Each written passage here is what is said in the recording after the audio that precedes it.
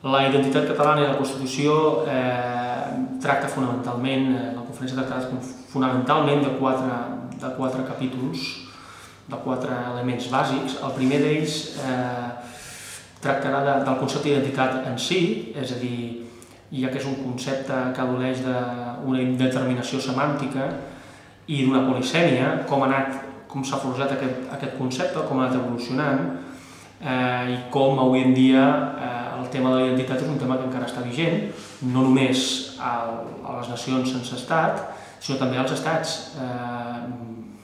Com Sarkozy ha obert el tema de la identitat a França, com Wolf, el president federal alemany, també s'ha referit a la identitat, també com els Estats Units han resolt el tema identitari o com estan resolent-ho, i també el cas espanyol, òbviament, i el cas català. És a dir, un cop analitzat com afecta la identitat, què és la identitat dels estats i les nacions sense estat, el que analitzaré són els elements fonamentals de la identitat, els elements tradicionals, objectius i subjectius, i a més afegirem un element propi, de cuita pròpia, que és l'element volitiu o de la voluntat.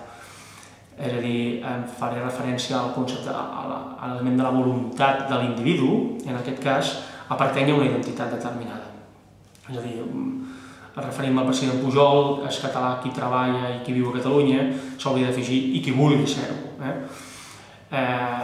La següent part tracta fonamentalment de quin és el rol de la Constitució com a juridificació de la democràcia i la racionalització de l'Estat, com s'aplica la racionalització de l'Estat mitjançant la Constitució i els procediments constitucionals, i com afecta això a les identitats no constitutives o no constitucionals. És a dir, quin és el rol de la Constitució a la identitat avui en dia. Per fer això treballaré amb el constitucionalisme especialment a Latinoamèrica, el constitucionalisme a Sud-àfrica i el constitucionalisme a Europa.